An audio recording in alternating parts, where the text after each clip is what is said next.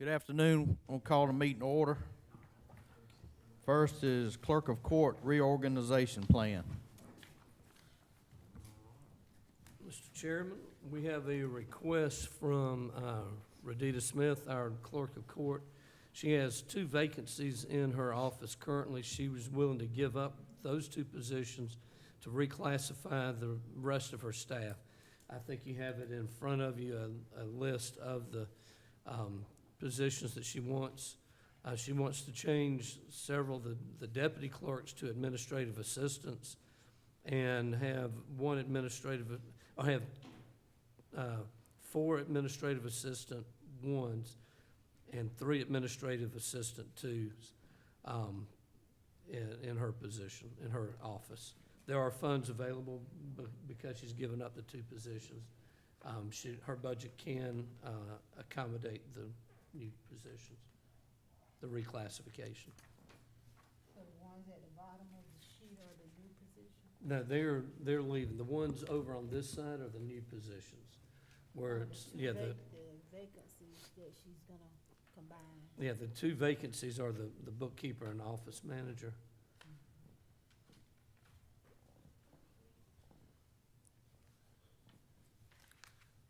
Chairman, I make the motion, we approve the reorganization for Clerk of Court's office.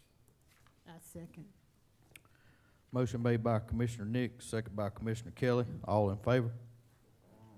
It's unanimous, Mayor. Next is the 2026 Public Ambulance UPL payment and grant proceeds. Michael, you can go ahead and explain this one. So this is the Medicare, Medicaid program. Normally, we get a couple of these per year. We've had great success. We've probably brought in somewhere around $250,000 to $300,000 with this program over the past 4 or 5 years. So in this case, we're seeking approval to wire the match portion. The state will not pay the match, but if we pay it, then we'll get the federal funding. So we're asking permission to wire the $11,925. And in turn, that'll be going to Georgia Department of Community Health. And then in turn, we will receive $35,115 for a net revenue gain of $23,190 to the county. This is about the 9th or 10th time we've done this.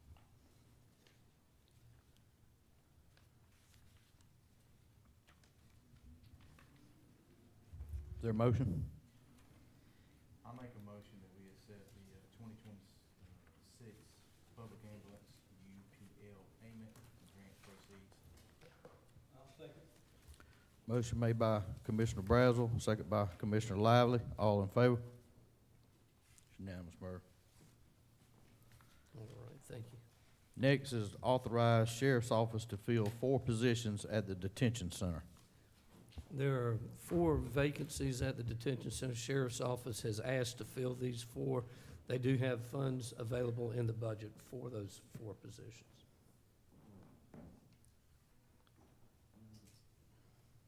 I move that we fill the request of 4 positions at the detention center. The funds are available. I'll second the motion. Motion made by Commissioner Kelly, second by Commissioner Nix. All in favor? And what this does is it Unanimous. authorizes staff to process the payments. Our direction is to have the approval of filling positions, is that the staff and to put them on the payroll until the board approves, which you've done. The funds are in the budget for these 4. Thank you. Next is bid opening for LMIG resurfacing project.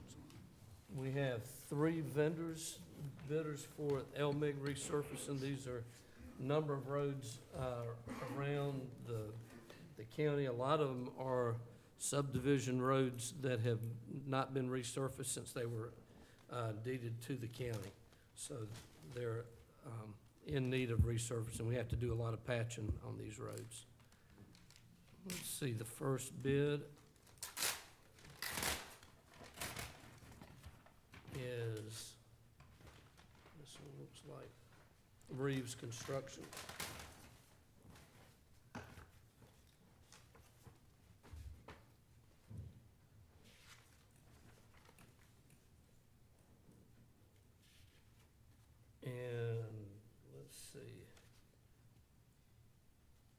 broken down. Yeah, it's different, I gotta make sure they've got it broken down. The LRA project. All right, they've got, for each road, let me get a total then.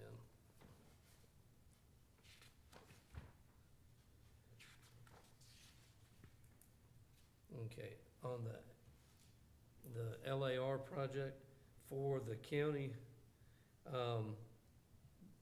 that is $1,062,268.75. And that's for Reeves? That's Reeves.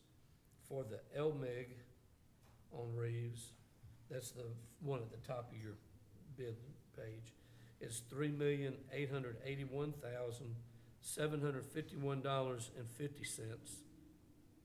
$3,881,751.50. Then we assisted the city of Keysville and the city of Sardis with their bid so we could get a better price for them as well.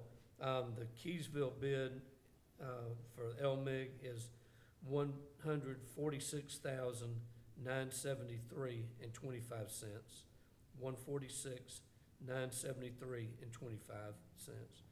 And the Sardis project is $25,229.25. $25,229.25. Those budget numbers are correct on, The one on Keysville, I am not certain, I'm gonna double check. We got 6,370. Is that, I think that's what we looked at, is that's how much they've That's- got. I mean, that's what they have available for LMIG. Now, what they spend, So it's not up This- to us. There's gonna have to be some discussion with Keysville on whether they wanna proceed or to match. Right, yes. So, there's such large discrepancy. yeah, So, I mean, that's, They may have asked for I was a more than little they could have surprised when I known saw they it. could have gotten. it's really gonna be up to them whether they wanna fund it additionally or, Make sure the number's right. right. Thank you. They may not have realized that it's gonna be that far off. all right, the next bid will be E.R. Snell.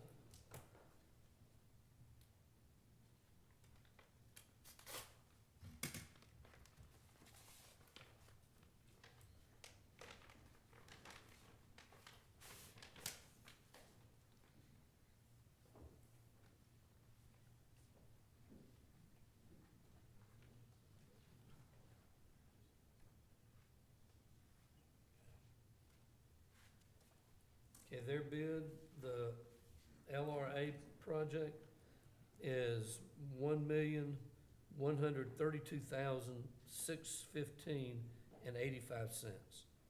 $1,132,615.85. Snell's bid for the LMIG program is $4,250,053.75. $4,250,053.75. Their bid for the Keysville project, LMIG project, is $132,691.50. $132,691.50. The bid for the Sardis LMIG project is $21,084.80. $21,084.80. And that's E.R. Snell. Third bid is from Beams Contracting.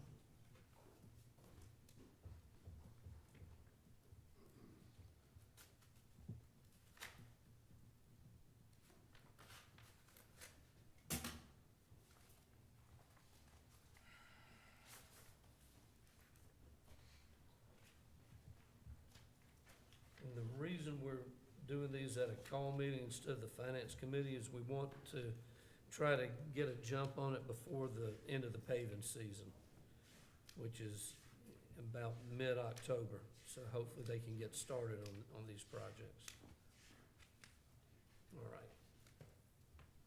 So Beam's bid on the LRA project is $1,168,885.50. $393.35.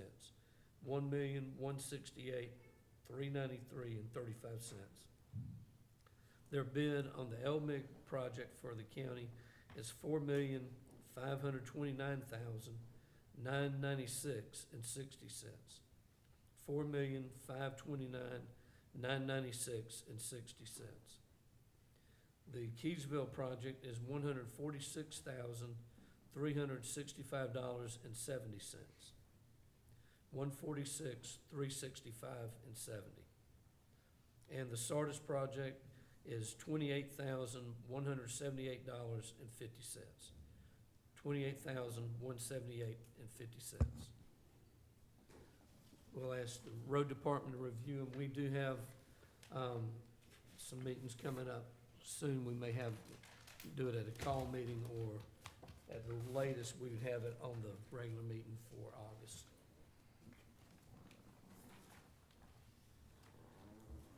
To let the public know, we receive funding from the state of Georgia for LMIG, and then, which requires a 10% match, and then the LRA money has no match. So we get funds from the state to use for road improvements. We typically need it, and most counties use it for road resurfacing.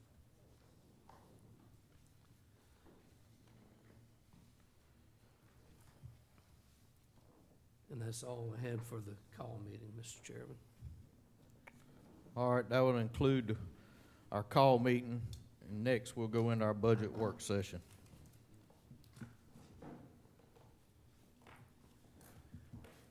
All right. Michael Wiseman, our CFO, will give us an overview of the budget, an explanation of the principles behind what was recommended to you. And you've got, I think you've got in your budget package, you can probably follow along. It'll be on the screen as well. Yes, sir. Yes, sir. So it should be under your presentation tab, as well as on your screen in front of you, and the audience can see on the screens as well. So this will be a very broad, high overview, and then we'll move on into the departments as they come up. So just a few budget highlights from this fiscal year, 2025, that we're trying to finish up here. We in the past and in 2025, we budgeted 2 tankers for the EMA department. However, 4 came in this year because we had 2 on back order. So we've received 4 of those this year. That's a picture of one of those there. And of course, as you know, we have finished the Girard Fire Station. That was a ribbon cutting that occurred a few months ago. So that project is complete. That's a new motor grader that came in this year for the road department. And 4 batwing mowers, I think those are bush hog, that came in for road department as well. Those have already been placed into service. We have 1 drop-off site that's already functioning, and it's dyes. It's just an overview there of what's going on there. The T-hangars have been completed at the airport, and so leasing is occurring now. Those are functioning, though, and that project is complete. Had 12 vehicles purchased for the sheriff's office this year. Those, I think, all have been outfitted, or most or all have already been placed in service. Had 2 ambulance remounts. Those have been completed, already in, and those are in service as well, I believe so. And so gets to some of our meat and potatoes of the budget overview here on this next slide. So this is 2026 highlights. So as this budget is being presented, and of course this is may not necessarily be the start, but it's certainly not the end of the budget process. So the way we have it presented right now, there's no cost of living adjustment in this presentation, in these numbers here. We do have the step plan funded fully, though, and those are 2% increases, assuming the employee or the individual is not at the end of their pay scale. So it is funded as far as 2%. However, there are step merit increases that occur on your anniversary date as opposed to a cost of living adjustment. And that's something that you may want to discuss, but that's where we are right now in this particular presentation and budget. That's our recommendation. Dental insurance, we had a rough year of 12% increase, and health insurance was 20%. As you all know, that was not a good year. We hope to have a much, much better year next year. We anticipate that. However, this year was a significant increase. We had one change that is of note that I think was worth discussing. We moved the detention center into the sheriff's office department number. This doesn't really change anything as far as our compliance with the University of Georgia and the Georgia Department of Community Affairs Uniform Chart of Accounts, UCOA. We'll still be in compliance there. The intention here was not to create problems. It was intended to make it easier. So what we've done here is Merv and I inherited two numbers for departments for a sheriff's office and detention center. We're just combining those into one. And basically what that means is sheriff's office personnel will be able to move, if they want to move $20,000 from repairs and maintenance from one to the other, they can do so. They can move $10,000 back and forth, and we staff can do that as opposed to coming to the board. If we have two different departments, the Georgia Department of Audits and Accounts requires a legal level of authority to be the department level. So if we move from one to the other, we're actually increasing funding in one and decreasing in the other, but we don't have the authority to increase one department. So that's why we come back to you if it's asked to be moved from one to the other. This will not require that any longer. Just an easier, one less step, and gives the sheriff's office and the sheriff the ability to move back and forth if he chooses. Doesn't have to, of course, just has that ability. Other reasons is, it's easier to see how much the funding is and just be able to get on top of it right away. We will be in just one department. So you'll see that in your budget details all together. So that was the intention. If we need to make another change, that's fine, but I believe this will be much, much easier on our staff as well as sheriff's office staff and Mr. Austin Metnan. That being said, we'll move on to the next slide. So these are some of the major capital items that are in this budget recommendation here. One is the animal shelter addition. We had that funded at $500,000. Those bids will come in a few days. So that'll be on the Finance Committee agenda and the full commission in just a few days, even though we plan on starting that in the next fiscal year. The pickleball courts we've put off until next year. That's $280,000, but it is in this budget. Now, of course, this commission can change that priority, but that's where we are right now. The $280,000 is in there. The largest project by far in this budget, not even close by far, is the detention center renovation. This would be the beginning of that project. I understand it may be higher than that, and I don't know where we'll end up or what the commission will decide to do with this particular project. However, we have funded it at $10.84 million.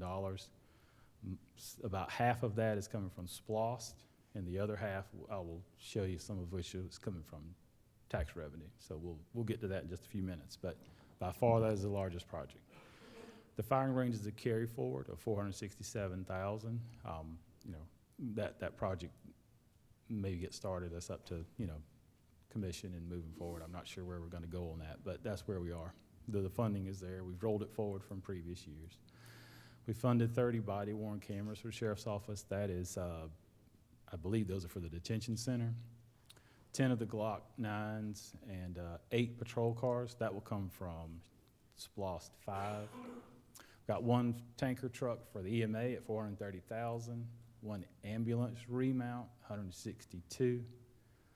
An asphalt paver for road at $260,000, along with a loader and a roller at $110,000 and $60,000. The generators for broadband, we hope that those are up and running in the next fiscal year, so we will need generators to have backup power. That'll be $200,000. And we put in a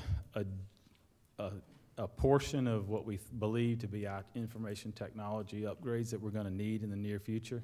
This is probably about a third of that number, but we tried to get started at some point.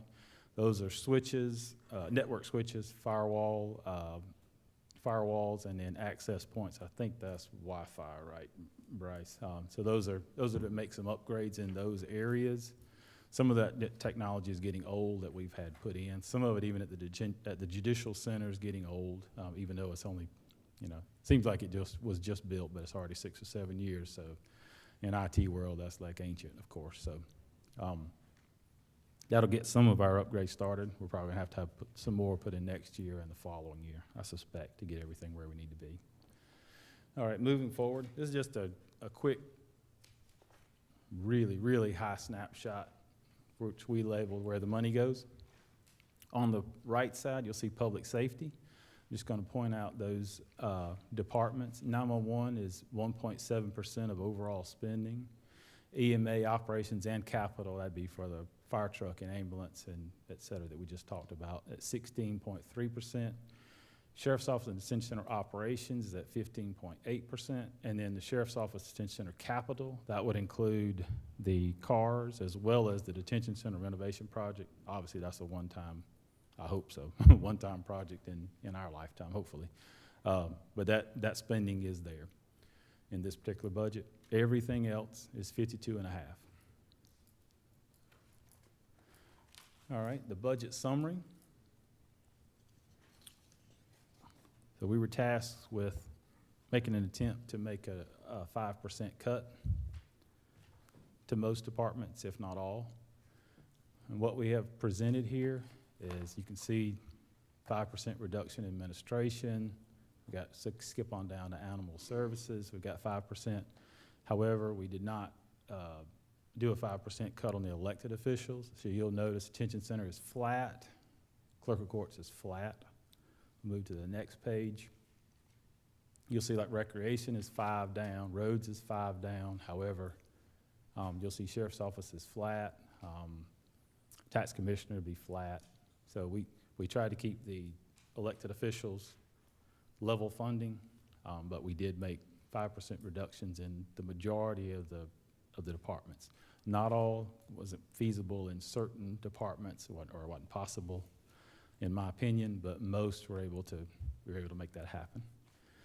However, you'll see at the bottom, there's actually a 5% increase in the general fund. That would be a 3% reduction. However, we have the detention center renovation portion that has to leave the general fund and go into SPLOST at $3.5 million. So that portion is what will actually be funded of that 10.8 million. 3.5 million would have to come from property tax revenues. So that's where the actual increase in the general fund is coming from, as opposed to a decrease. There would be one, however, that project is, as we said, by far the largest in this budget. But moving forward, most of these here are very small special revenue funds. I'm going to skip that slide and go to the last. You'll see on this slide, we did hit the 5.1% reduction from 100 million last year to 94.9 million. So that's where we're starting, is a 5% cut. So we were able to make that. We'll see what happens after this, but that's where we are. Moving last slide, revenue summary.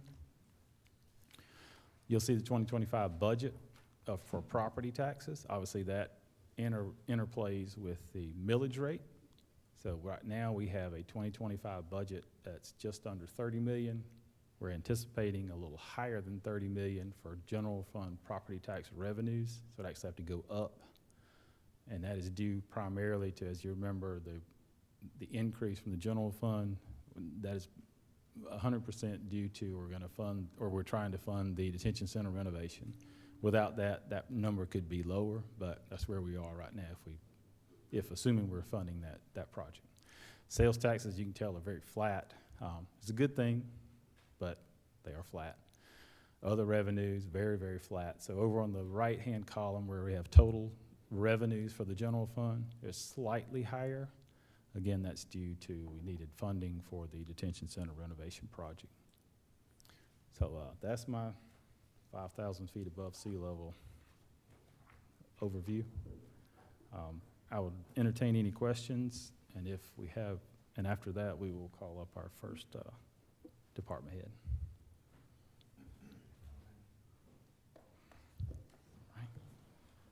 I'll reserve my question. Yes, sir.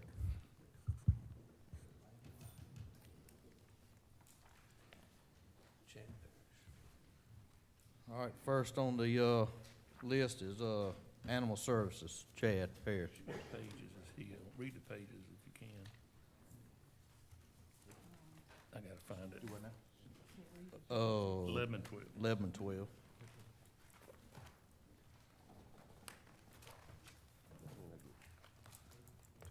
And for commissioners that are new to this process, the page numbers are on the computer printed out sheet, which gives the budget detail, which is about halfway through your overall package.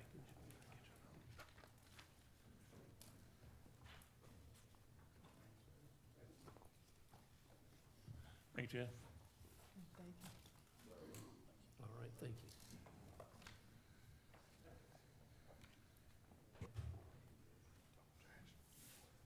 All right. The promise not take much of your time. The packet that you guys have received is generally our typical annual packet that we always bring forth to you guys, explaining the call volumes, a total number of animals intake, citations, warnings, a disposition, and then of course the calls per district for each commissioner. The only thing I mainly want to talk about tonight was on May 8th, I sent a request in to commissioners about adding in a part-time kennel assistant. The reason behind that is because generally first thing in the morning, Animal Services, of course, we're cleaning and feeding every single morning, 7 days out of the week. First thing in the morning generally is all hands on deck. What I found this year that has been really troublesome is that the officers are getting behind on calls, and generally we're having people calling back and forth, hey, when you guys coming out, when you guys coming out.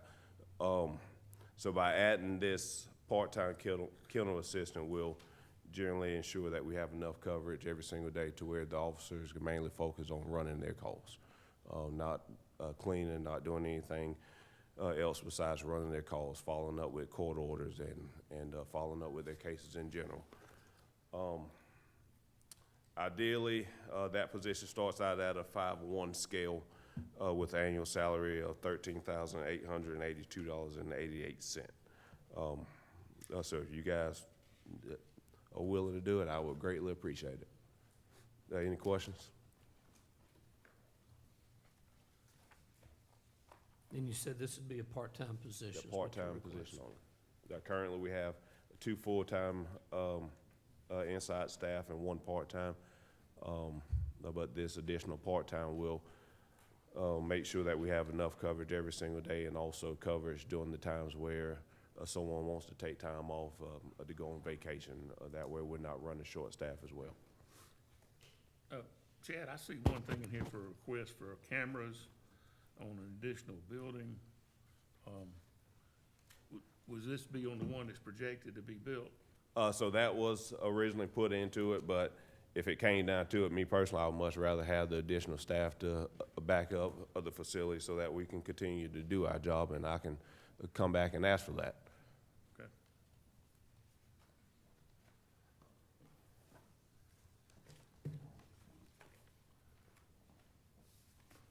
So you're willing to give up something to get something, correct? I'm willing to sacrifice those cameras for the first year in order to have relief for my staff.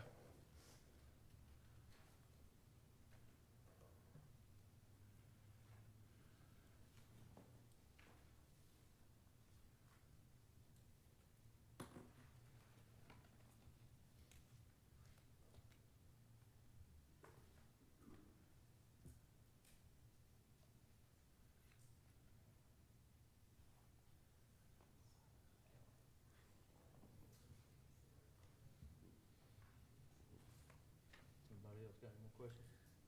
I don't have any. Yeah, then that personnel will also be able to assist with the new facility as well on covering those as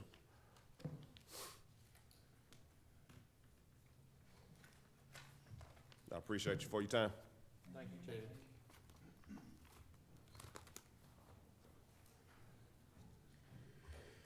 Next is 911, Ms. Lacy. That's pages 73 and 75. All right, thank you.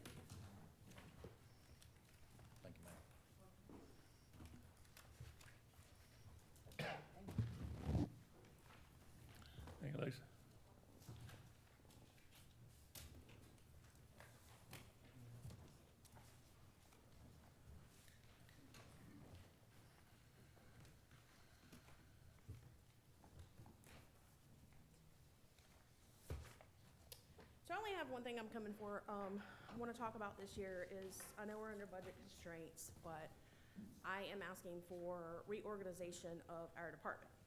So if you look in the packet, there, of course, I have our annual volume, our dispatch calls, our calls for service, some of the accomplishments that we've had this year. If you look on page 2, this year our turnover rate's 43.75%. So we are spinning wheels in training in some areas this year. It's been a tough year. I'm not gonna read all that there, but our current organizational chart, there is myself and 2 supervisors. I don't have supervision coverage 24 hours. Also, due to the state law change with training a couple of years ago, and some of the other things that are coming forward that we're tracking, state bills and so forth, that is getting ready to come in, I think a more cost-effective way versus asking to add a position that's gonna cost us roughly $90,000 is to do a reorg. So I'm asking to upgrade 1 supervisor position to a chief dispatcher position. Excuse me, and I'm asking to upgrade 3 dispatch positions to 3 supervisor positions. That will allow us consistency with training, that'll allow supervision 24/7.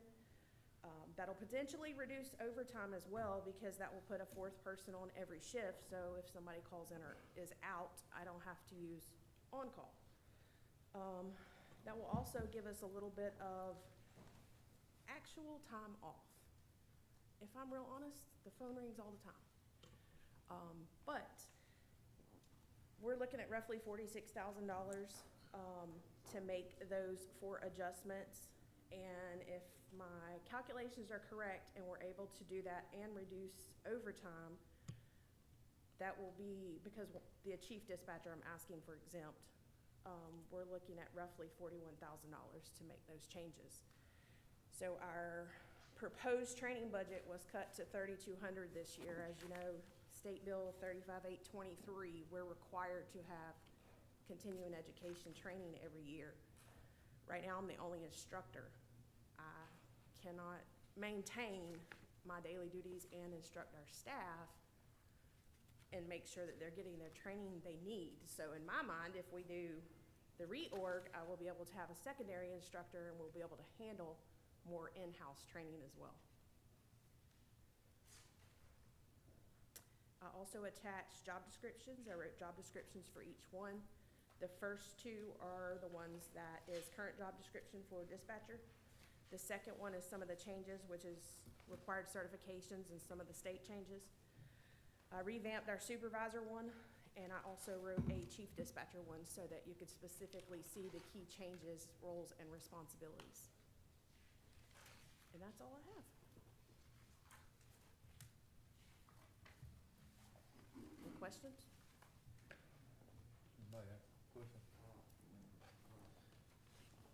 I've got one question, suggestion maybe. We've got some funding through the opioid settlement that we can use for training. I don't know if there's any training that crosses over between opioid or, prevention that might Right. benefit dispatchers So that I've could looked count. into some of that, but the Right. requirements, our side of it doesn't meet the requirements for us to be able to use that grant, Okay. unfortunately. And, I was trying to find a way that Right. some restricted funds that can be used for training, but I think there's specific training. We have hosted several trainings this year, and I Okay. do instruct several, and I have some agreements with some other agencies where I'll go teach there if our folks can go and vice versa, so that we can kind of work that out. Good. But we're still kind of struggling a little bit. Need some help there. Maybe the General Assembly will appropriate some more funds. Yeah, But- we're tracking a couple of them because, July 1st, 26 is the whole Alyssa's Law, which it activates the schools. They have to have automatic activation, so that's a process. We've got NG 911 that we're also dealing with, and there's House Rule. I think, Commissioner Nix, you were asking me about the funding. So it's House Rule 429 is the one that they're tracking for the study on the NG 911 funding.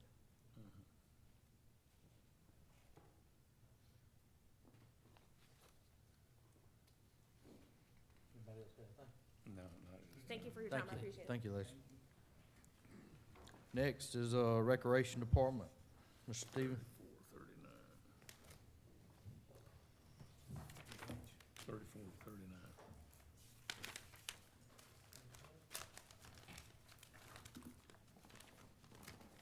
Thanks, Steve. 34 and 39. All right, thank you.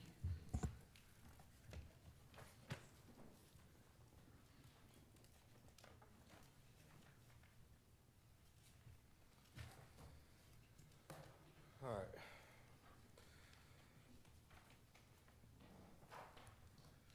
Thank y'all for coming. Thank y'all for allowing me to come. It's been a long week for me, so I'm still trying to recover from this past weekend, driving back from Louisiana.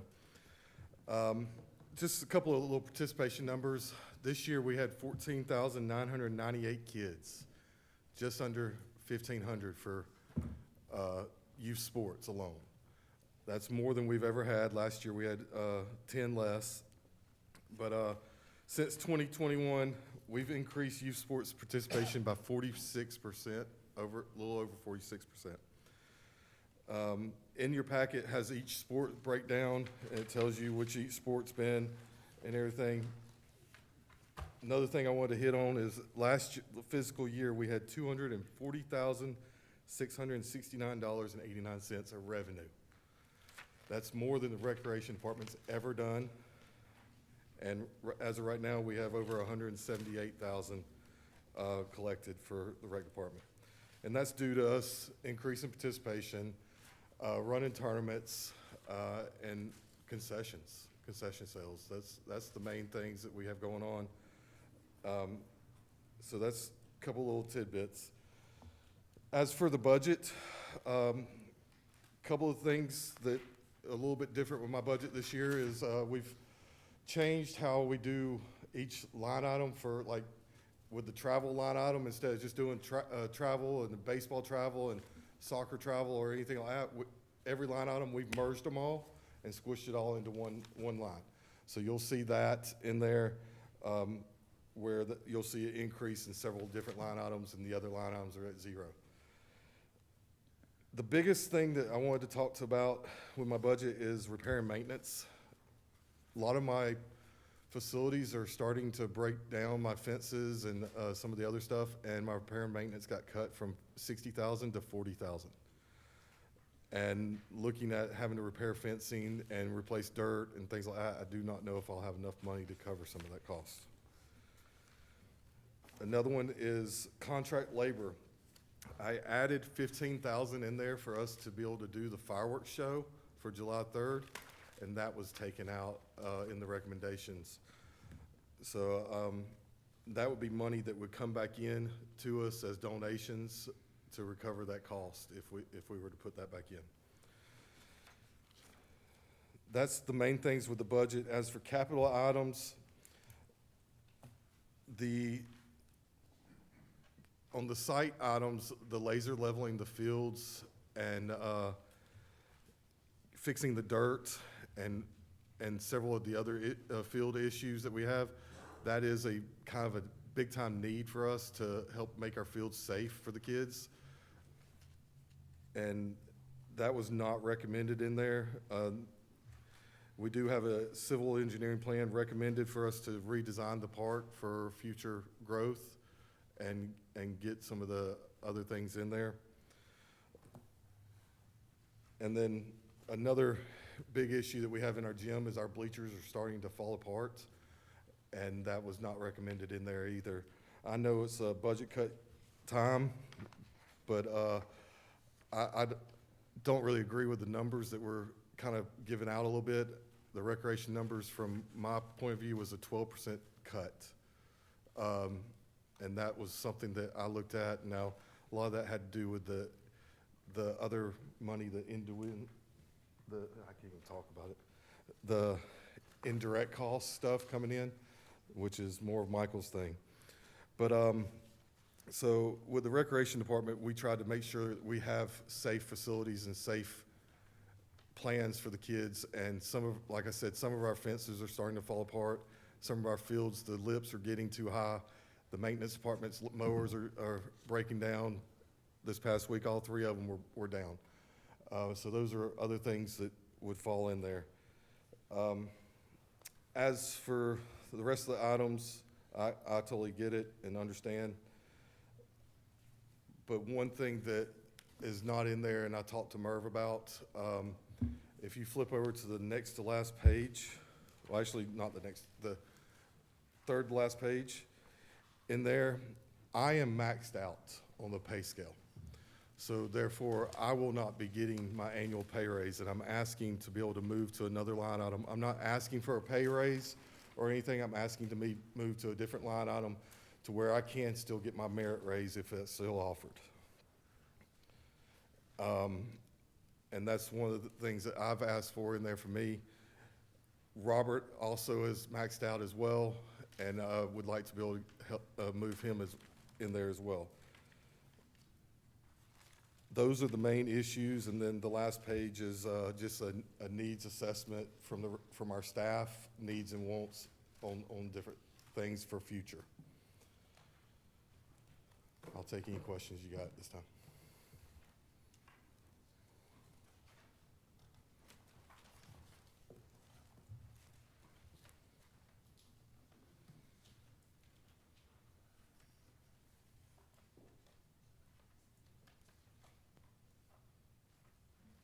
Merv, I got a question for you. All right. Is this gonna work for y'all with, I mean, obviously we'll take all this into consideration, but is this gonna work for you being one line item for our staff?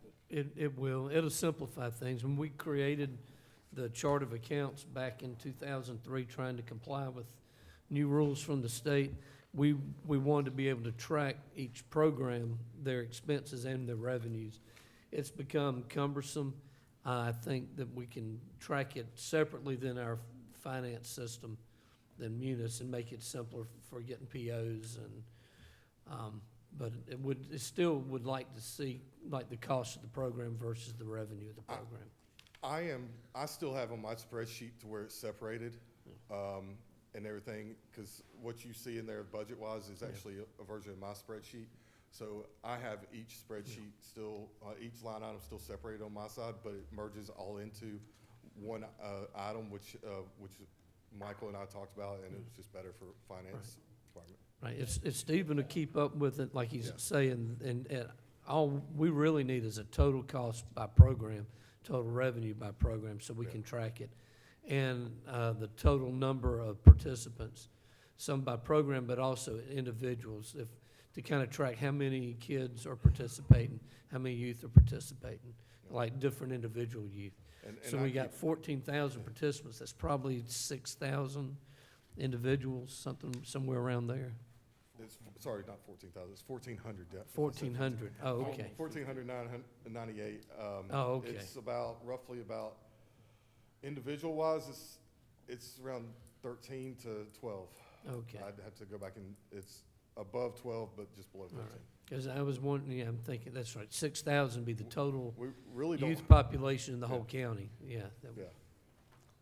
And So we've if we can get increased closer to- increased programs, and this year we're trying to add girls flag football back Yeah. and everything, so we're always increasing our programs. We used to run around 10% of the youth involved in some kind of recreation.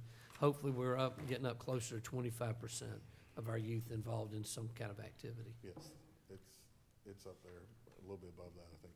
So Stephen, would it be worth moving the civil engineer plans of 50,000 and irrigation of the softball fields for 25,000, That's soccer To- fields. the soccer field, excuse me, to replace the bleachers and maybe work on some of the fencing, try to reroute some of that? It would, it's just the soccer fields are also in need of that, because now I'm playing football over there right now, because I have to have a 100-yard football field for 11, 12, and 9, 10-year-olds now, because they changed the rules. So I am having to play football over there, and the field, because it is not irrigated, is very hard. and not really safe for football players. So you could do that, but really for that 25,000, it would be good to at least be able to do some of that. But I understand what you're saying, so yes.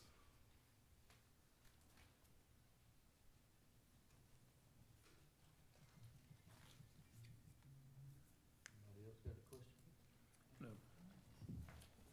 Thank you, Steve. All right, thank y'all. Congratulations, making it to the World Cup.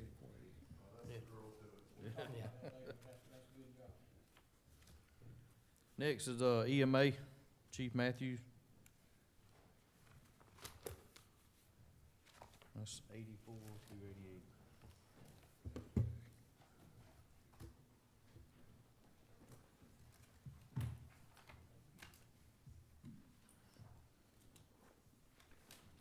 Madam Chief.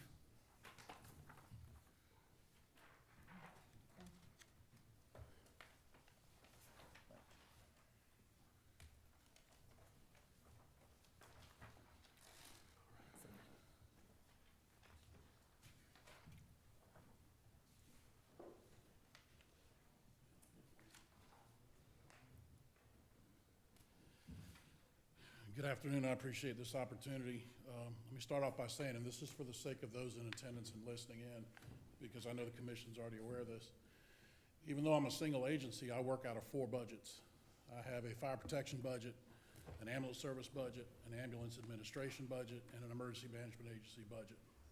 So as we go along, if you look at some of these individual budgets, just kind of bear with me until we get to the end and look at the numbers at the very end, because what I did in an effort to maintain a budget cut from last year that would be acceptable, at the end I added the numbers from all 4 budgets to show an overall cut in the money that I'm responsible for. But as you look through what I've given you, the left column is what was recommended by Michael, the right column is what I'm asking for, and the highlighted fields are the ones that I've changed from his recommendation. His recommendation would have resulted in an overall budget cut of about 11% for my agency. And so I'm going to ask for that to be modified somewhat. So we'll start off with line 31 on page 1, uniforms. My guys have a uniform allowance of $325 a year. When you consider that a pair of uniform pants is anywhere from $60 to $70 and a shirt's $45, $50, $325 doesn't go very far. I've got 95 uniform personnel, and if we start off our uniform budget at $15,000, they're not gonna get uniforms. Now, I'm kind of taking a gamble even asking for $25,000. Because if everybody gets their full uniform allowance and spends it all, that's over $30,000 spent in uniforms. The gamble I'm taking is that not everybody will spend their entire uniform allowance. If they do, then I'll just have to find money from somewhere else in my budget to make up that shortfall. Moving on to line 39, small equipment. I've already had to move money from other line items into small equipment this year. Small equipment are things like lawnmowers, weed eaters, chainsaws, appliances that break down, that kind of thing. Pretty much anything that's not a vehicle or a very expensive piece of equipment like a cardiac monitor. $10,000 is, I would run out of that money very quickly. So again, I'm asking for $40,000 for that line item. Site improvements, the recommended amount was $25,000. That won't replace a single AC unit at a substation. If we have one AC unit go out, $25,000 will not replace it. Also, we've done very good in getting ceilings and floors replaced in these substations, and it's time to start working on the outside. And again, $25,000 might get 2 or 3 of the stations painted, and that's it, and we would be out of money. So I am asking for a fairly substantial increase in site improvements and also equipment. I have a pumper right now that's 17 years old and a pumper that's 16 years old, and those 2 trucks are still in service. Now, he listed it as a tanker, but the tankers don't work as hard on a fire scene as the pumpers do. And so those 2 trucks, I'm asking for a fire truck to be added back into my budget, letting me replace 2 this year. Because if we replace the 2, the one's at 16, the one that's 17 years old, we are left with our oldest truck only being 9 years old. We've got a 3,000-gallon tanker that we're gonna get this year that we ordered in fiscal year '23. That will replace the last tanker with a manual transmission. That will get rid of the last 80-something model tanker that we have in our inventory. And so we'll be looking pretty good with tankers, but we really do need to replace those 2 pumpers. And then I'm asking for 500 contingencies. I would use that money to feed my guys in the case of a major incident. For instance, when we had the train derailment back in 2011, we had guys that were at that scene for 12 hours. They weren't expecting to be there that long. They had brought food to eat, but it was at their station while they were at the scene. So if I don't need that item, I won't use it. Going to the next page is the ambulance service budget. And with line item number 9, it costs about $2,200 to train a single person from nothing to an advanced EMT. So with the recommended amount, we would get about 5 people trained, and we would be out of our training budget. To bring this into perspective, I have 11 in EMT school right now. And if they pass everything, I still have openings. And I just had somebody resign this afternoon. So I am asking for an increase in that line item as well, so that I'll have enough funding to train enough EMTs to get me up to full staff and potentially keep me there. Same thing with small equipment. Again, $5,000 won't buy much. A single video laryngoscope is about $1,200. A capnograph, which is something that we use to measure the amount of carbon dioxide that somebody is exhaling. We use that to monitor airway placement, make sure it hadn't slid out of the airway, and those are over $2,000. So $5,000 won't go very far. And as far as equipment, I did add a second Lucas device. This will cover 1 ambulance remount and 2 Lucas devices. My goal is to have a Lucas on every ambulance. This will get us up to 7. I will just stress something to the board now. And the reason I didn't ask for a second ambulance remount is that would have put me at below a 5% budget cut. The ambulance that this funding would replace has 180,000 miles on it. It'll be a year before the chassis comes in. And then when the chassis is in, they put us in line, and then when our turn rolls in for that ambulance to be remounted, they call us. So it could be a year, it could be 14 months, 16 months. And of course, these trucks are still racking up miles while we're waiting on the remount to occur. So if that ambulance is replaced, I have another one that has 140,000 on it right now. So just bear in mind, you know, when we come back here next year, that it takes a long time to remount an ambulance, and those ambulances get a lot of miles put on them, transports to Augusta and so forth. Now, if we go to the next page, that is the Emergency Management Agency. The only thing I'm asking to be restored is a revamp of the AV system in the Emergency Operations Center.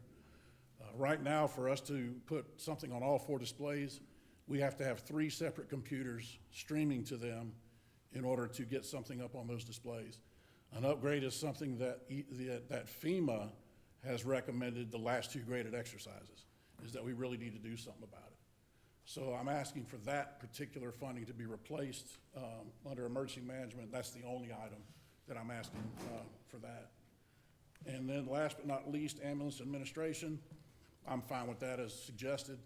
One of the things that is just not going to cost as much, ambulance administration for licensing, is the fact that the state of Georgia no longer charges for the ambulance service license, which in the past was the lion's share of this budget. We still have to pay to license our medics, but not for the ambulance service itself. So if you look at the very last page, that's where all the totals, everything is totaled up.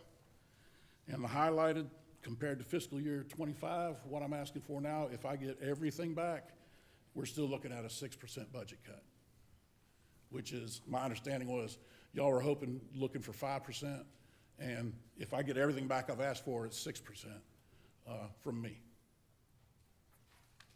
So does anybody, I know that's a lot, and that comes with working out of 4 budgets, but are there any questions? Chief, all our ambulances diesels? None of them are. None And the of reason being is when you go to a box unit on a van chassis, you cannot get a diesel engine on a van chassis. This last time around, when I explored going to a Type 1, which is a box on a truck chassis with a diesel, it was ridiculously more expensive. To remount, one of ours was like $162,000. They were wanting well over $200,000 to remount it and convert it to a Type 1 with a diesel. It was just crazy expensive. Chassis was close to the same price, though. No, sir, that was what was more expensive, was the chassis with it, and the diesel engine. Diesels are just more expensive than gas engines. Something else I'd like to point out too is through the end of May, the ambulance service generated almost $1.3 million in revenue. And as of through the end of May, I've cut overtime spending by over $300,000. So I'm doing my best to be as fiscally responsible as I possibly can. And so I do respectfully ask that you consider the changes in my budget. And I appreciate this opportunity to stand in front of you and let you know. Have you considered maybe the new deal, the bill they got coming out, the Medicare cuts? Is that? Unfortunately, a lot of times with an ambulance service, we won't see those results until it's actually put into law and stuff starts trickling down and we actually start seeing what our reimbursements end up being. So again, and it was so up in the air whether it was even gonna pass. You know, it just passed. So I haven't had time to really look into how it's gonna affect me. I will though, I promise you that. Chief, how about the ambulances getting repaired? I know for a while there, we had a bunch that was out of service, been sitting in the shop for months and months and months. Has any of that gotten better, or? Well, the big issue with one of them was waiting on a motor, and I 100% believe what I was told is it was Ford. Ford would give them a bunch of hoops to jump through in order to get an engine replacement. They'd jump through them, and then Ford would throw more hoops at them. And so they've had, we've been waiting on a motor for one of our trucks for several months. But my understanding is the motor's actually in, or will be very shortly, and we should have that truck back soon. And again, it's almost the cost of doing business. What kind of hurts us right now is we've got the two chassis that haven't come in yet that have been being remounted. It's taking longer than they said it would. Well, I was wondering about the gas versus the diesel. I was understanding that we was having a bunch of trouble out of the gas engines. Actually, they've been okay. They really have. We've had some issues with the same truck, and then we had some issues because of some programming that when a truck sat at idle, the computer let the oil pressure drop too far. And that caused some damage to a couple of our trucks, but they did an upgrade. That was a recall that was done, and that hasn't been an issue. But we've got the one truck, again, that's been out of service for months waiting on a motor. The gas engines have actually been pretty reliable. It's the 7.3 liter V8. They call it the Godzilla motor, and it's a good engine. The only issue again with diesel versus gas is the diesels are just a lot more expensive. Right. A lot more expensive. And didn't we talk about that the boxes could be refitted on the chassis? Yes, and that's what I'm doing with the two that we're waiting on now, is they're taking the box off an old chassis and putting it on a new one. Yeah, but it couldn't be remounted on the chassis with the diesels because Yes. it's a different truck chassis. No, they could. It could be. Sure, they They could. no, they absolutely could be. But it's just, again, going to a chassis, a truck to begin with, and then a diesel was gonna add almost $100,000 to the cost of the remount. It was just, I looked at that number and said, that's just ridiculous. Chief, okay, you said something about revamping the emergency management monitors or screens or? It's the entire AV system in the Emergency Operations Center in the EOC, so that we can control the displays independently, we can do whatever we want with them. And, you know, if somebody wants to remote in, we'll have the capability of streaming during drills, during training, God forbid, during an actual event. We would actually be able to put that out to where somebody could look at us remotely and see what's going on, ask questions, interact with us and so forth. Okay, now, those monitors also have some type, I guess, condition if the EOC see was in Birmingham or Atlanta, so they all tied in. Would it all be tied in together? They could be, absolutely, yes. But they can't, can they now? I'm just saying, They could now, it'd be very cumbersome, and it would take 3 separate computers just to put the same thing on the 2 sides of the room. That building, well, I'm not gonna really get into it too deep, but when that EOC was put together, the only displays were the 2 up front, and that was what it was designed for, was the 2 up front. And we figured out really quickly that those 2 up front, if you were sitting in the back of the room, you couldn't read them. So we put the 2 further back, and again, that's a system that was designed to run 2. And it's got a handheld microphone. That's the only microphone in the building. So if you got people talking and you have other people remoting in wanting to see what you're having to hand a mic around, which gets cumbersome as well. Takes up a lot of time too. okay, you also talked about, on the equipment item, a Lucas device. Now, I'm not familiar with that. It is a What device that we attach to a patient that actually does chest compressions for us during CPR. And the advantage is it doesn't get tired, and it does a perfect compression every time. And it also frees up a person, because we don't have to have somebody committed to doing compressions. So we can run a CPR call from the scene to the hospital with a single EMS crew, versus having to pull somebody off a second EMS crew to do compressions, and now you got 2 trucks out of service. You can take one and put them back in service, because the Lucas will be doing the work with one of the people that would be in the back. And they're expensive. They're about $20,000 apiece. And there is one in the budget this year. I'm just asking for enough funding to be restored to get 2. How many of those Lucas devices do we have currently? 5. 5. So we need 1 at each station is what That's the goal. what the goal is. And it's not like Jaws of Life where you could call one in and it'll be there in 15 minutes. This Well- is something you need when you need it. Yeah. That's kind of what we're doing now. The Yeah. problem is, it delays transport. Yeah.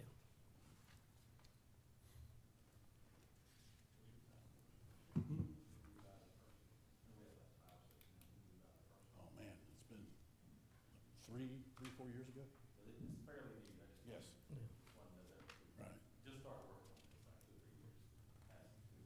And actually, our first one was actually donated by University Hospital.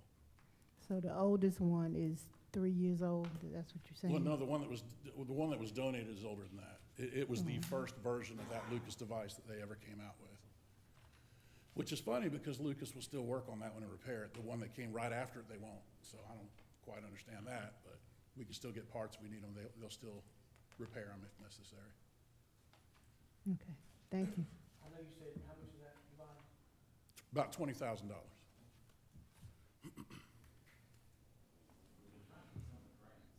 Right, right. One year we had a grant that almost paid for all of it, but last year that same grant was a little thin. It's a trauma grant, and the funding for it comes from super speeder tickets. So if you just don't have as many tickets written for super speeders, then your grant's not as much. And last year was kind of a lean year.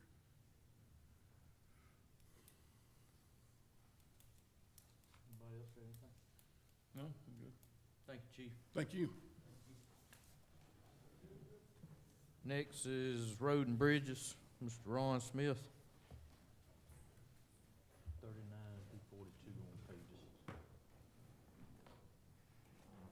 Good evening. I thank you for the time to hear me out. I think we pretty much stay with the same budget we did last year, same numbers. But I'm asking a lot for the new equipment that we need. Is the wheel loader, asphalt paver, backhoe loader, little small excavator, and a pothole patcher. What I don't see on the, was taken off the list was the motor grader that we wanted to repair.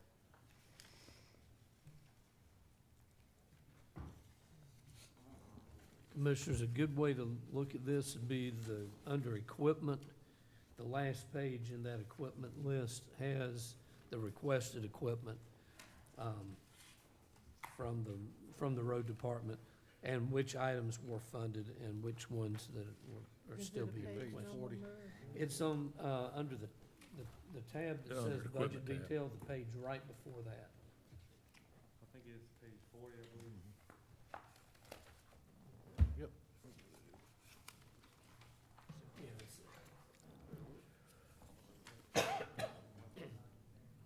The last page of that section. Right.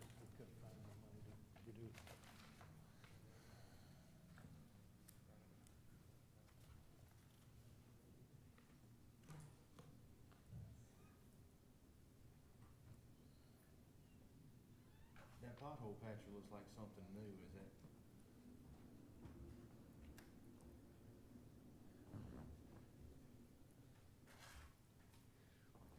Ron, there's a question about the pothole patcher, $310,000. That's a new type of patcher? Yes, sir, there's a one-man, All and right. it would save, I would think it saves money and time, and for one man to do it, and the pothole patcher we have so much problems with it. I mean, you have to carry a whole crew out just to patch one hole. You have a trailer for fives and a trailer for different types of rock. But, this pothole patcher would break it down to one man. Right. And, Will it do, what type of, is it asphalt patching or is it? well, there's several is it- types that we keep looking for, Mhm. looking for is, you can get one with asphalt and one with just tar and rock like we, Like have we've been now. doing, right? and, it's just different types that we can go with. So if we went with something like this, we would be able to eliminate some personnel, to offset the cost? Yes. It'd be a one-man job. Versus a whole crew right now for the pothole patcher that we have. It's so old, it's done already been through 4 or 5 hour meters.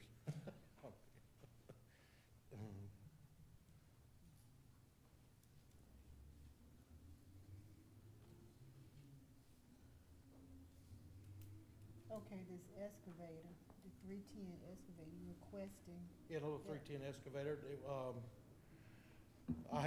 we have a rotary tire excavator that we clean ditches out with.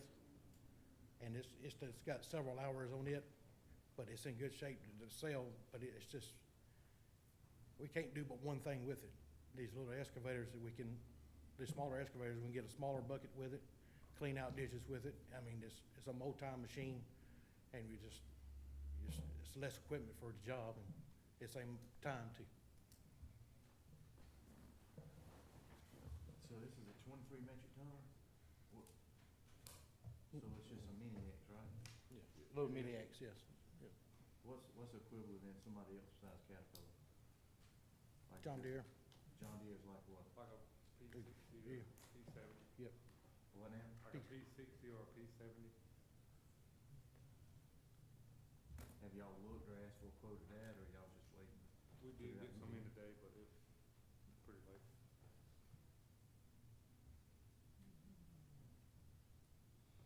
And the wheel loader, how old is the current wheel loader you have? So that's another thing on the current wheel loader that we have. It's actually in the shop now with a transmission issue.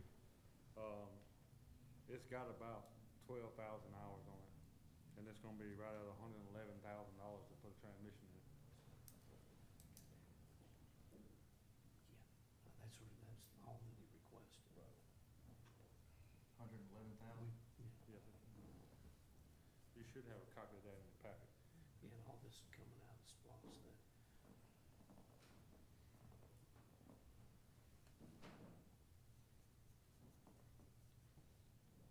Should be the very last Have we page, sold- I believe it is. Have we sold the pan yet?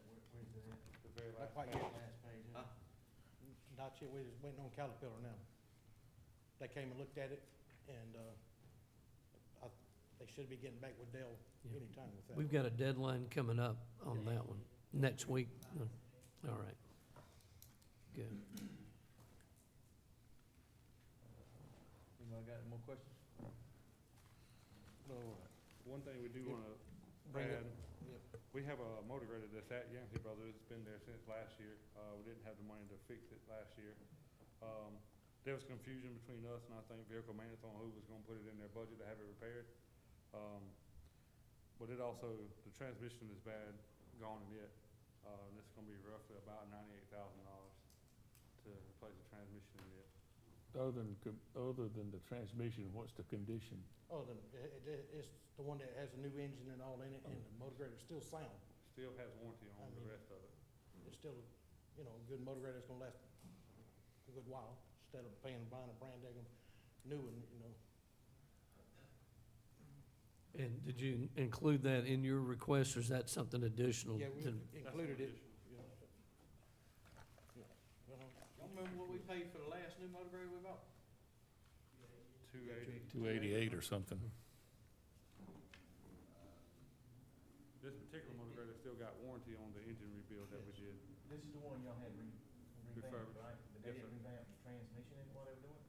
Had a major part failure, a hard part that they don't do, which we didn't have the transmission built when we done the No, it's just engine rebuild. this and- Oh, I thought it was a total rebuild on it. No, this is not the machine we had the total rebuild on. This is one we had the engine rebuild done about a year and a half, 2 years ago.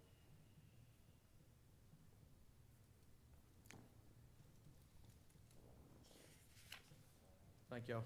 Thank you. I don't see Judge Fleming here yet. No. You want to take the sheriff's office? Yeah, we can. All right. Next, Sheriff Williams, Sheriff's Office. Pages 43 through 47. Austin, or which Austin? Yeah, all right. Or that one, all right.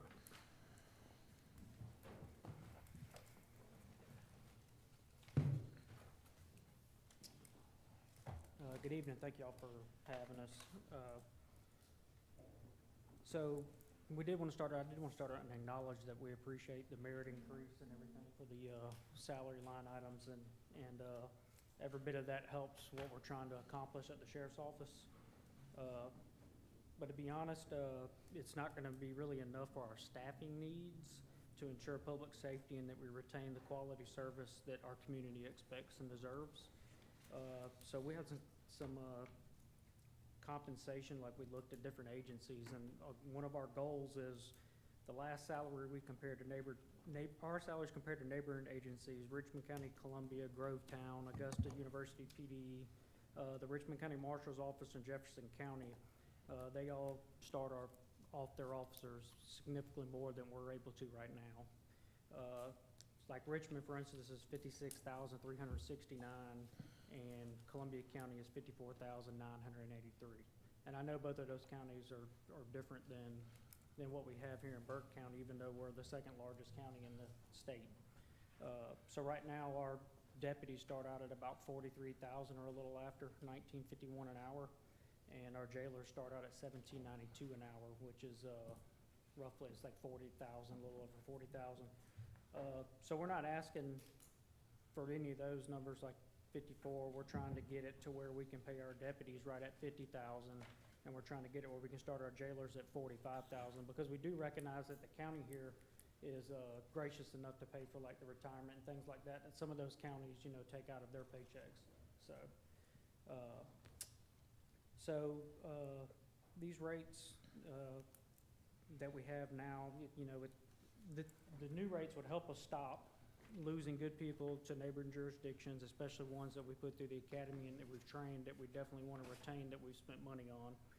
And it would help us fill open positions, it would help us hire, and when we can hire and fill those vacancies that we have great response times now, but we would be able to hopefully increase response times even more for our citizens and stuff that we have here in the community. So I know before we've all said, like, the sheriff isn't told what to pay his employees, and he's not. But if we're just not given the amount of money that we need, and we can only use this certain amount of money, then we're being told that what we can and cannot do, because we can only pay a certain amount. We don't have any idle positions in the sheriff's office. Every position that we look at is a position that we feel like that we need, and somebody that is doing a job on a daily basis. We're not talking about just people, we also want to talk about some of our operations that we noticed in the budget this year too. So On the sheriff's office side, we noticed, we understand there was an increase in the salaries because of the merit, but some of our operational things we had a few concerns about. Like in the sheriff's office side for equipment, we're seeing a 68.5 decrease in that line item there. In our repair and maintenance, we're seeing a 27.3% decrease. Our supplies are decreasing 41%, so that's almost half. 85 was approved in 2025, and this year it's only 50,000. Our training, which we need, we see is being decreased by 7.3%. Our uniforms are being decreased by 36.4%. Our travel by 17.9%. Small equipment by 25.7%. And our professional services by 27.3%. In the detention center, we noticed a 7.1 decrease in Blue Cross Blue Shield, which I'm not sure what that one for, since if you're raising the salaries, I thought that would raise too. Workers' compensation is decreasing by 12.5%. Professional services, 16.7%. Our supplies are gonna decrease 74.4% in the detention center from 45,000 down to 11,500. Uniforms, again, is 88.6%. Small equipment is a 60% decrease. Repairs and maintenance are 11%. Computer software and maintenance, which runs our SSI programs and different things over in the detention center, that's decreasing by 80% from 25,000 down to $5,000. And then training over there is also decreasing 16.7%. So in addition to these cuts, of which are many essential operation items we requested, we're either underfunded or left off altogether. And these are necessary tools that we do for, like, it's basically like modern policing now compared to years ago. So like for our GTAC body cameras, they require a certain amount of storage, and we have to have that to remain compliant with evidentiary standards.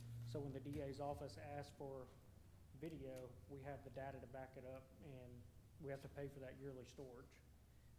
New computers, we're gonna need new computers, obviously, because the new Windows 11 update, some of the older computers that we have, those computers won't be able to accept the update. Axon docking stations, they charge our docking stations, and they also help download when we have incidents when they use tasers. Investigative software that we use, like TLO and things like that, we pay yearly. Those are very beneficial to our investigators. And one thing that is huge, and it's all across the nation, is our flock camera system that we definitely use that helps solve crimes, and it helps, like in an incident, murders. We've helped Richmond County just not long ago. Columbia County had a shooting. We saw the guy come back to Burke County on flock because it hit that camera. Then we saw him go back to Richmond County over off Finney's Road, and we all actually went up and helped Richmond County, and we found that guy up in Butler Creek Estates across from the detention center up there. And also we got some air conditioner problems over in CID that we need taken care of. And also we need an AC unit in the new gun and drug vault that we have. Just one thing we wanted to bring up is, just for an example, is like food over in the detention center. We asked for $255,000. We were given $150,000, the same as last year. But if we just say we had 120 inmates, and if it's roughly $3 a meal, so that's $9 per inmate a day, because you gotta feed them 3 times a day. And so that's about $1,080 a day, so that's $3,924, and $394,200 annually. So we know we're not always at full capacity in the jail, so we asked for 255 just to be kind of conservative, so we can make sure we have enough, because I think we're already over this year, past the 150 that we're having to use money out of another line item, right? Yeah. So, let's see. I mean, we all know everything's going up. Operating costs rise for everyone, including us in the sheriff's office and other departments in the county. We understand that. It just, so if we're kind of underfunded in certain places and things that we use for help lower our crime rates, it really puts a risk of slower emergency response. It reduces investigative capacity if they don't have some of those vital tools that they need. There's fewer deputies that are on patrol if we can't hire them. And ultimately, we see a decline in the level of service that the community has known and come to expect. So we urge you not to really defund the police or the public safety in general, but we ask you to fully fund our 26 requests, not just because we're asking for it, but because the county needs it and our citizens need it. So we only got a couple questions. We want to make sure, like, do you feel safe, and what does it cost to be safe? And none of us want to go to 45-minute, an hour response times, and none of us want to go to where there's burnout within the agency and people are quitting because we're having to use a lot of overtime to keep deputies, on patrol and keep these response times where people need them.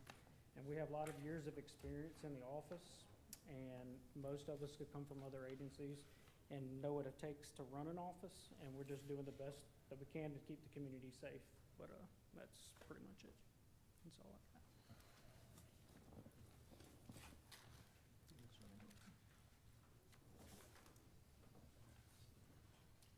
You're not as good as the sheriff is in trying to use those fear-mongering words, but you're getting there.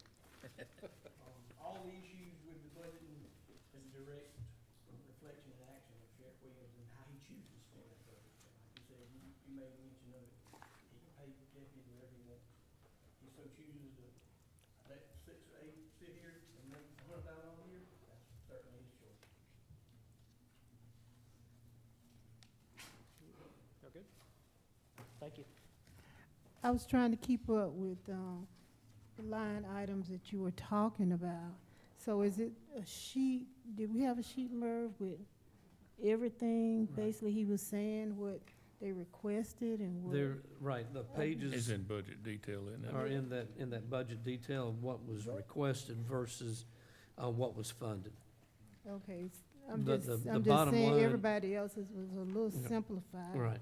With the simplified, if I could So see a those- simplified sheet. So those decreases I were talking about were compared to what were approved last year. Know what you asked for, so Mhm. that's your request, and what we actually said we recommend. So that's what I was asking to Okay, see. yeah. Mhm.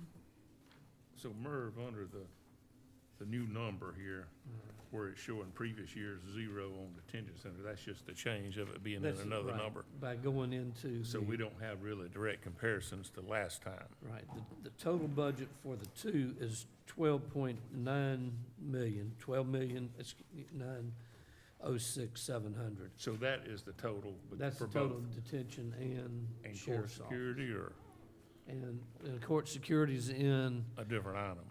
they're in the. Oh, okay. We'll prepare you a spreadsheet that shows it lined up on one page instead of having to flip back and forth. Yeah, I'll give you one, yep. You were using some numbers of 80% cuts. And I was trying to follow along with that, but I couldn't follow along. And the flexibility that they have is to move Things are- funds around within that department. So they've got 12.9 million to work with. And we'd like for them to And stay, what was stay that within number the last salary year? line item without moving it around. what was the total last year between the three? 12.9, right, so it's left, where other departments, we went through, recommended the cut based on what the board was asking. We left the elected officials at the same amount as the previous year. Okay.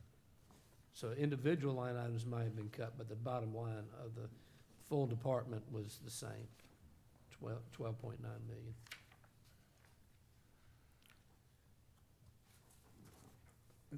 The elected position, that include coroner and solicitor, outside constitutional officers? Right.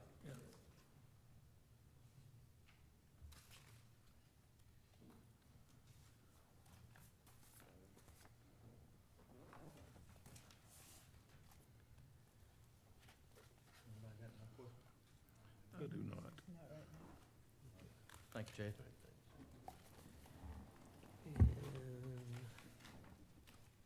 Next, Judge Fleming. And I don't think he is here.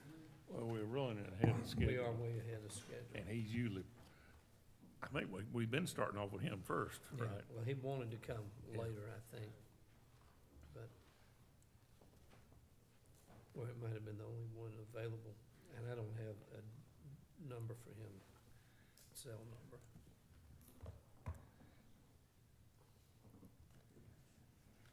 Yeah. Mhm. Let's see if Judge Cox will have it.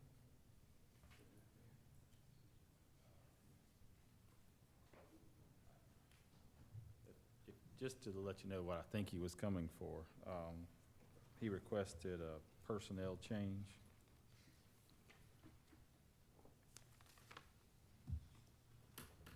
It's Is it on on page, the unresolved list? yes, sir. Unresolved, page 2. You'll see it under juvenile slash Okay. state court. I just was thinking that was Judge Cox, okay. It's both. That So they salary is share a split 50. position. Yes, sir. Split 50/50. So that's the request that he was coming, I believe he was coming for. To my knowledge, everything else is okay with him. So that decision, of course, doesn't have to be made tonight, but just where you know what he was coming for, I believe. So half of her salary comes from state court and half from him, juvenile court? Yes, sir. That's correct.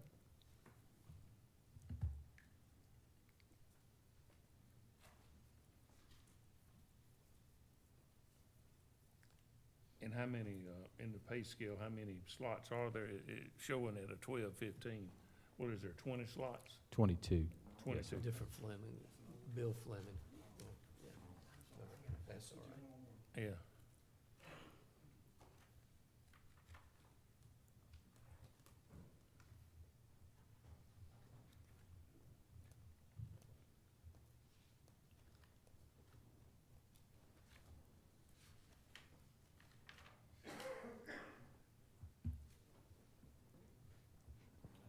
It's not an unreasonable request, but we didn't, trying to stay within the, trying to get the 5% cut in each budget and fund the existing position, we didn't recommend any additional positions or changes. This is about $1.50 hour request, or just under $1.50 an Right. hour. It just heads in the opposite direction than what you had told us to head. Yeah. Right. Didn't we change this a year or two ago? On her position, do you remember? I can't remember. Yes, sir, we did. I think it went up. I think they requested like 2 or 3 steps up, and the board approved 1 additional step. So she got 2 steps 1 year instead of 1, if I remember correctly. That was about 2 years ago, I think. When we come back and start going through the unresolved issues, we can give you a salary history for that position.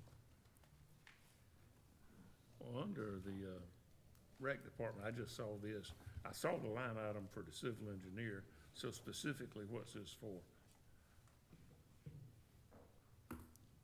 Well, I thought you would know, Merv.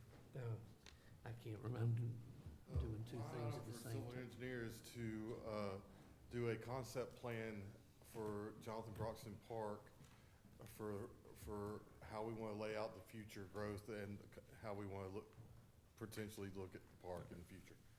And that's what that was. Okay. An overall design for the park. Yeah. And It was something that was discussed in the rec committee meeting that y'all asked me to look at doing. right, that property has been added to through the years and isn't necessarily the most logical way, just because it was, we had fields and added Limitations more of land. fields, and it's kind of haphazard. And now I understand saying you have to have all your football fields at 100 yards. Well, 7, 8-year-olds still play an 80-yard football field, but yes, I would like to have, for future, would like to have a couple of 100-yard football fields, so we could play on them and everything, and we could trim the 100-yard football field down to 80 like we do when we use the high school field for the bird dog event. That's the only time we're allowed to use the high school field. Stephen, I know things have changed, but wasn't it a plan by the Recreation Department prior to your administration for growth and a written plan for that area where we are now and over there where that gym is, we know what we want to do with the gym area, but wasn't it a plan somewhere for future growth? If there was, I have not found it. Oh, okay. There Um, used to be one somewhere. Right, there was a plan for the For- Citizens Yeah, Park on Citizen the, Park, we have where one. the gym Okay. is. We got a Yeah. big layout for that. But as for Jonathan Broxton Park, I have never found one. And, I've Yeah. talked to Ms. Rowling a couple of I times, haven't and she's seen never one. said anything to me about Was it. it in our long-range plan? In my head, but we- it's 5 year. Our 10-year. comprehensive plan didn't address changes to that park. It didn't? We Okay. talked about doing the passive park over there behind the EMA headquarters. Okay. All right, thanks. You're welcome.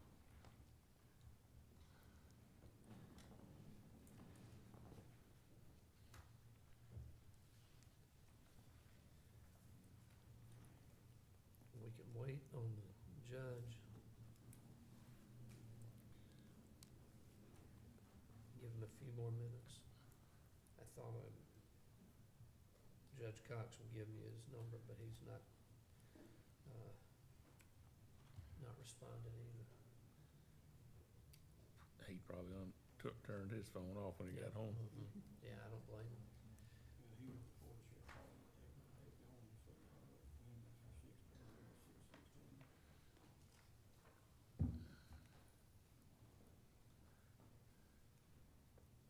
Okay.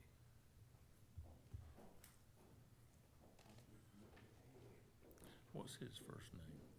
Bill, William, William. yeah. Well, the one I got is not him.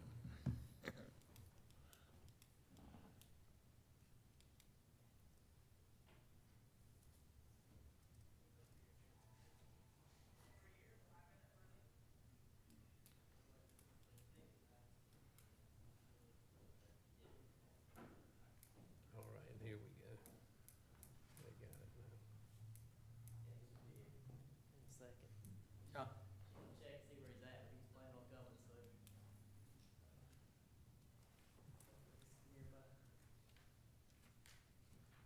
Judge Cox says he's hard to reach.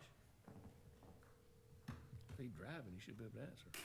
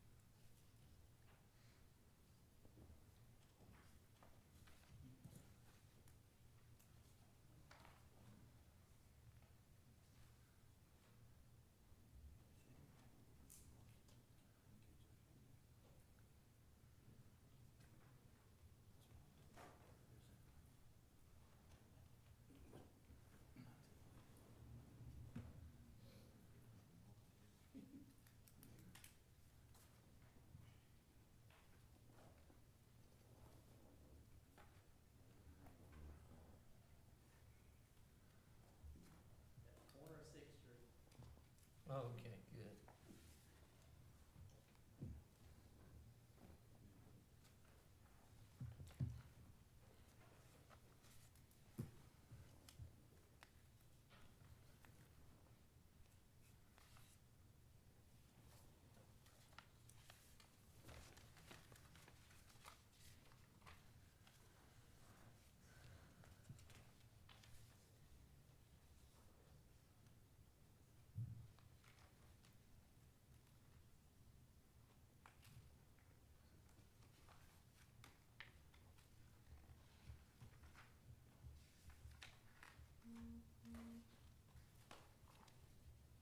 On that pothole patch, I saw a video of one of them working overseas. I think pretty neat now. That same one. Well, it was like that, but it was a one-man thing where it did it all. They put the tar down, the rock, everything. Pretty neat. So Merv, what do we have in SPOS for, road department allocated? That would be all the Is any left in SPOS 4, or it'll be all SPOS 5? We'll get you that figure. There's some probably still in SPOS 3 that we haven't spent all of it. Okay, I thought we were doing it for 3. And T-Splosh has got, we got 550. Yeah, but we've got some line items in In SPOS for SPOS road department. 3, let's see, we've got,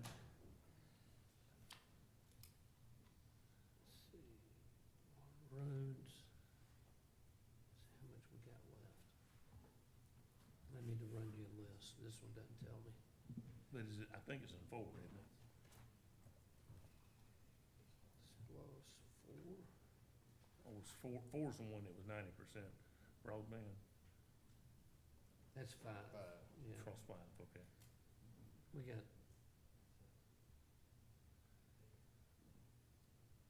500,000 in SPOS 4 Remaining, remaining, or for next year, yeah. and there was none for, in SPOS 5 for Oh. road. I will run you a printout of what's the balance in each of the SPOS. And, for each and where it's category. earmarked, okay. Right, in each category. I can send that out tomorrow, sure. Because this is given what's projected to be spent, but doesn't necessarily give you the total what's in Okay. there. No, it's two different things, but I have a report for each SPOS.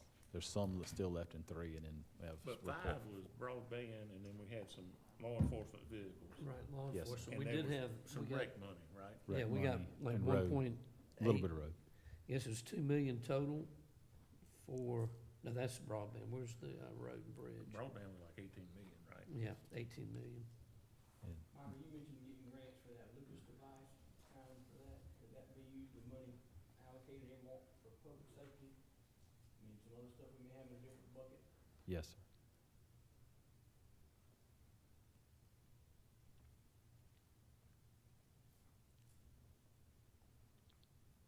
That's normally just an easy one that we can use for the trauma grant. It just makes sense to use And it that's for the one that. we just approved, or was that ambulance only? Yes, sir, that one came in, that one actually came in higher this year, the trauma one. Yes, sir, it is what we just approved to move up. I anticipated like 12, and it came in at like 21. And the device was like 18 or something like that. So we're able to get some supplies with it. Judge, we're moving, we've gotten ahead of ourselves. Ready So for we're you? ready whenever you are, unless you need a minute to collect yourself, collect your thoughts. All right. We run out of money, you late. Yeah. I mean, I love seeing everybody here, thank All you. right, thank you. You know, I'm a property owner and a taxpayer here, so I like to keep everything as low as I possibly can. But I want to just advocate for one thing, and it's not a very big thing. First, well, 2 things. I just want a normal cost of living increase for the juvenile court budget. We're processing cases in a timely manner. We're getting more cases than ever. Most of our attention, unfortunately, is in DFACS cases, which means we're dealing with children who are being neglected, abused, sometimes sex trafficked, sometimes just abandoned. And that's happening more and more and more. There's a complicated number of reasons for that, but it's just the way it is. But I'm not asking for any increase in that. I just want normal cost of living increases for everything except for one person. I have an assistant that works with me and Judge Cox. Her name is Jenny Oglesby. She's currently classified as a grade 12. She's been classified as that grade since 2019. She's never had an increase in grades. She's had normal step increases, but those are reflective of cost of living adjustments. Meanwhile, we've been asking Ms. Oglesby to do more and more and more and more work, including preparing more orders. You wouldn't know necessarily, but the Department of Juvenile Justice statewide has said, we're not going to do certain orders, such as detention orders, mental evaluation orders, competency orders, so I have to put it on her. If a child runs away, I have to actually have her prepare the order to hold the child in contempt so the Sheriff's Department can catch this runaway child and bring them back. I have more cases where she has to facilitate that type of contact. In addition, last year, well, really 2 years ago and last year, statewide, our Department of Juvenile Justice, our DFACS system, our Council of Juvenile Court Judges is requiring data to be put into a JCATS system. That's required more work by the clerk and more work by Ms. Oglesby. It's a database, it's a management base. It goes to Atlanta where they can manage. But she has, Both of them combined have to enter about 50 form fields for each individual case and each individual child in each individual incident. So I'm having to ask Ms. Oglesby to do more work, but there's no increase in the grade. So I'm just asking for you to consider an increase in the grade, and I think it's from a 12 to a 13. I've outlined it in my letter. 12-15 to a 13-16, and I think that slide over to 13-16, that additional 16 is just a cost of living adjustment. She's well worth it. She's been a valuable asset to this community. She's worked for Burke County as an employee for right now over 16 years, and I hope she continues to work for another 16 years. So that's what I've got. Other than that, I think you can be very, very proud of what this court's done and what we've accomplished. Easily the best juvenile court in the area. I'll stand by that all day long in any metric that you can put up. If there are any questions, I'll be glad to answer. Other than that, I respect your time, and I know you've got a lot to do. Okay. Thank you. Thank you. Thank you.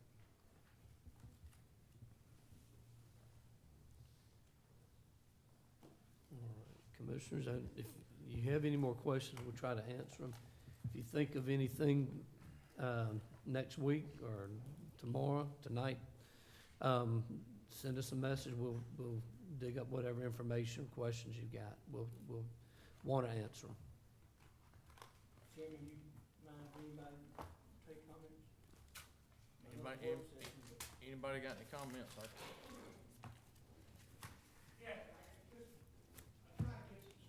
Can you come down here to the microphone? People at home want to see you. My name's Rex Gerlinger. I've been here before. I got just a couple things I'm trying to get straight. In 2023, the audit report showed that the county had a budget surplus of a little over $31 million. 2024, the audit showed the county had a budget surplus of a little over $25 million. I just want to know, I know the difference between a budget and a balance sheet. Where does that money go? I never saw a number that large. Yeah, now are you talking about the fund balance unreserved, or are you talking Well, I'm about talking revenue? about what the audit report showed as an excess of funds over, Over expenditures, Over which is, expenditures. yeah, That that's, counts SPOS that money in builds the toward bank. the fund balance each year. Last year, we were much closer to the revenues and expenses. What we do, though, as we get surplus revenue over expenditures, it goes to the fund balance, and basically it's a rainy day fund. okay. We use that money to pay for Hurricane Helene this past year. Right, so it we were- goes into basically a savings fund. Right, it does go into a savings account. Okay, And that's shown in our audit under unreserved fund balance Okay. in the general fund. That clears that up. All Thank right. you. Thank you. And I'll be glad to meet with you and kind of go through the audit and show you where that's recorded. Also, in the 2025 budget, it showed under administrative expenses, a contingency fund of $400,000. Michael, has there any of that left? In 25, this current budget. Let's see. I can tell you.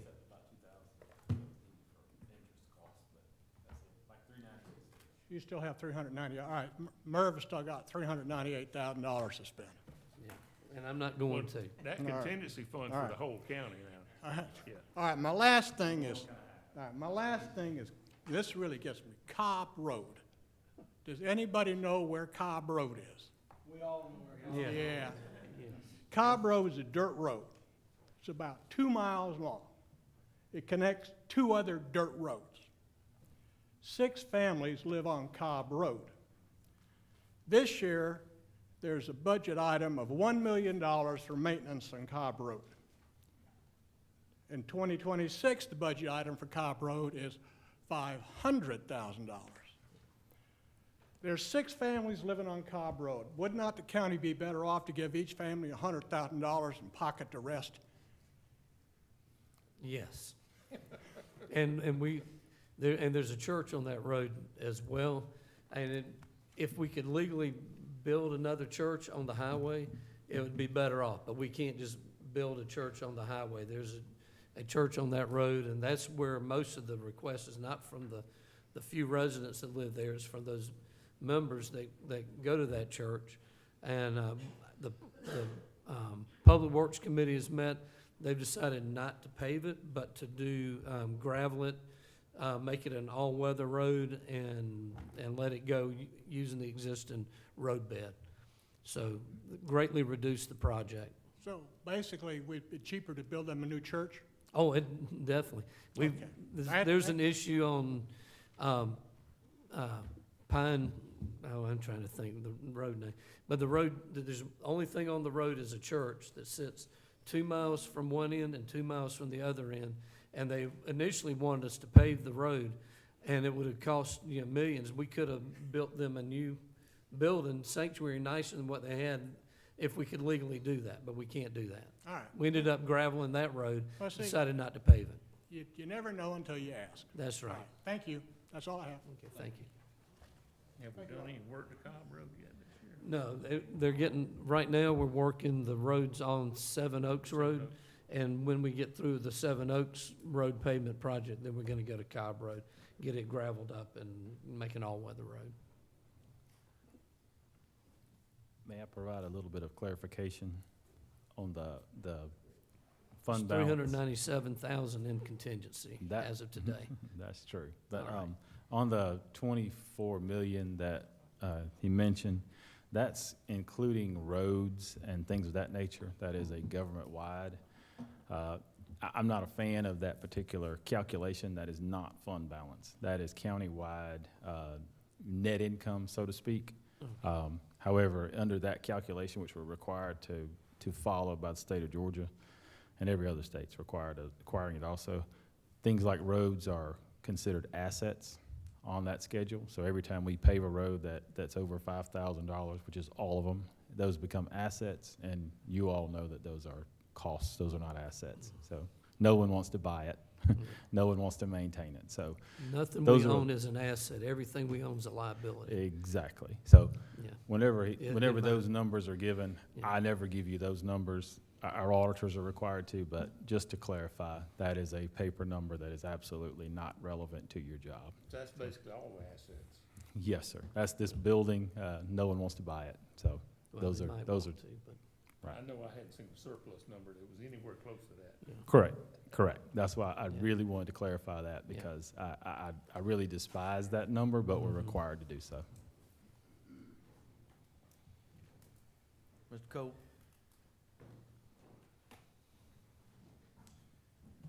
Good evening. Every one of the requests that was mentioned tonight was a good request, benefits our county as a whole. But I come to you as a taxpayer, and I come to you asking for you to keep us in mind in these requests, because each one of these requests are going to make us have to pay more taxes. And although they're good projects and good things, I just want to be mindful of the taxpayers and the requirements that we are to pay. Our county's had a golden goose, and our golden goose has laid 2 eggs, and these 2 golden eggs have hatched. And the value of our golden ducklings our goslings is going to be decreasing in value. And so therefore, our tax revenue from 7821 River Road is going to be decreasing, and then it's going to cause us as taxpayers to have to increase our taxes to be able to compensate the budgets and the way that they continue to grow. And so please be mindful of that in our budget negotiations. Thank you. Thank you, Mr. Cole. Anybody else?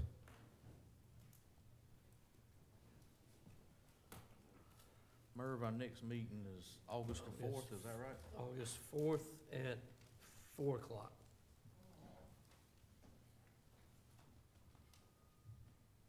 Anybody got anything else? No, good. All right, thank you. August 4th, good with everybody? 4 o'clock. All right. Meeting's adjourned.